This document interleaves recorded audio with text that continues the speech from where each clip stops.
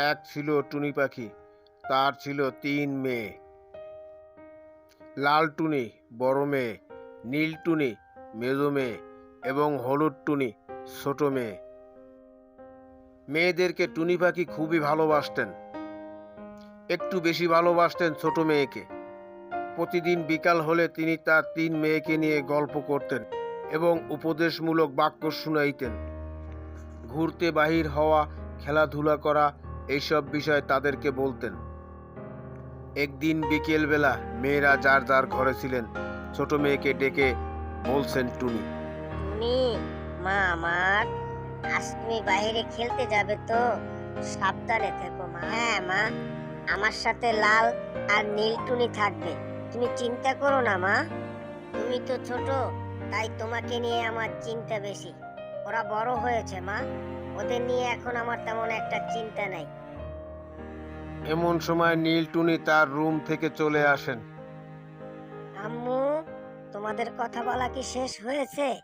খেলার সময় তো পার হয়ে যাচ্ছে।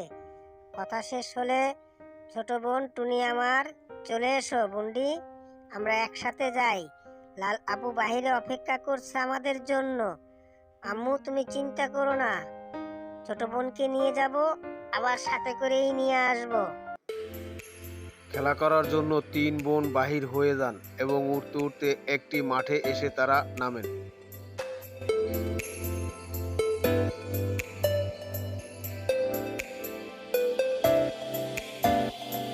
চলো আজ আমরা খেলাধুলা করি, আমি দৌড়ে দেখি কে আগে উঠতে পারে। হ্যাঁ, আজ আমি তোকে হারিয়ে দেব। ওহে না, আজকে উড়ে আমিই জিতবো। টুনিদের দেখে একটি দুষ্ট কাক উঠতে উঠতে চলে আসেন।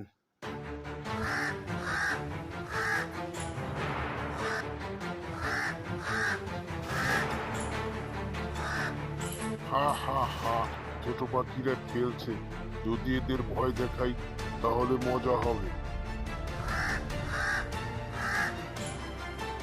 আহা, কাক এসেছে। মা যদি থাকতো, ডরাবি না, আমরা সবাই একসাথে থাকবো।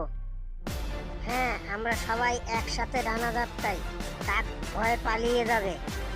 এই বলে সবাই একসাথে ডানা ঝাপটাতে থাকলো এবং গাছের ডাল থেকে কাক বসে বসে দেখতে লাগলো। আরে, এটা কি হলো? সবাই একসাথে মিলে দানা ধাপ করছে। না না, এটা সম্ভব না। এখানে আর থাকা যাবে না, দ্রুত পালিয়ে যেতে হবে।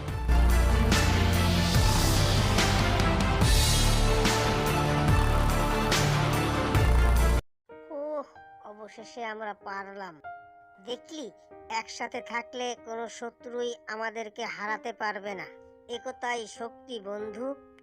টুনি পাখিরা বাড়িতে চলে গেলেন এবং বাড়িতে গিয়ে মায়ের কাছে বলতে লাগলেন,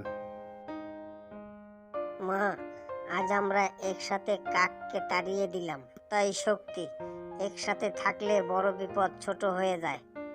হ্যাঁ মা, একসাথে থাকলে আমরা শক্তিশালী। বাহ, আজ আমি তোমাদের নিয়ে গর্বিত। আমার এতদিনের ভয়টা আজ ভেঙে গেল। আমার ওই দুষ্টু কাককেই ভয় ছিল। যাই হোক, তোমরা সবসময় একসাথে থাকবে।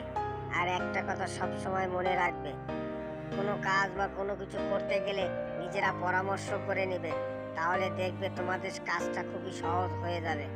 একতাই শক্তি, এই কথাটা সবসময় তোমরা মনে রাখবে।